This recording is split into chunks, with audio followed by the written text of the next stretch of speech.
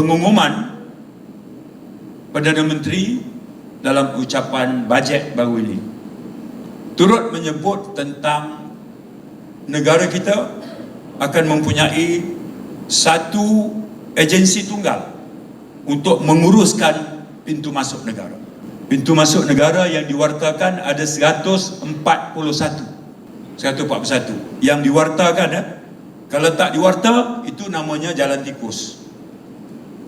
Kalau di Semenanjung, paling banyak sebelah Kelantan, Kedah dan Perlis. Ya, macam mana saya tahu? Saya fungsikan mesyuarat keselamatan sempadan baru ni.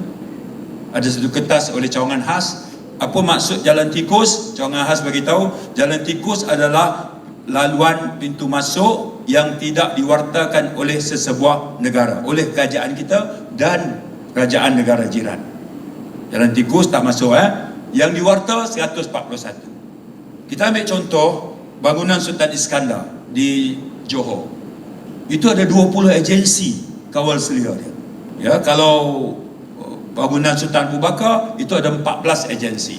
Ya, kalau pergi sebelah Ratau Panjang itu lebih kurang belasan juga.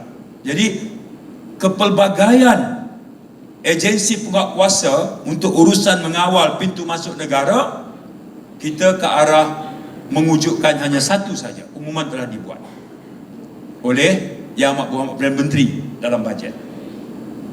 Yang namanya kawalan terhadap pintu masuk sempadan negara, maka weightage keselamatan itu adalah sangat penting.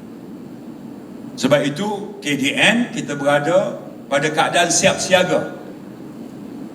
Ya, apabila Kabinet atau Perdana Menteri dalam tempoh terdekat ini misalnya memberikan tanggungjawab, andai kata tanggungjawab itu diberikan kepada kita, saya beritahu dengan Datuk KSO, kita kena pikul tanggungjawab itu.